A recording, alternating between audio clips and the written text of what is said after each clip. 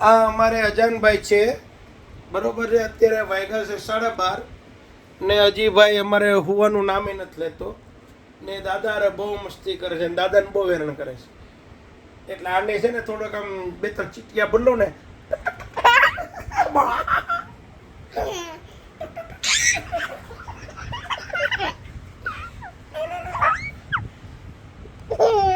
અમે ને અજાનભાઈ અત્યારે જો ગદગદિયા એકબીજાને કરીએ છીએ.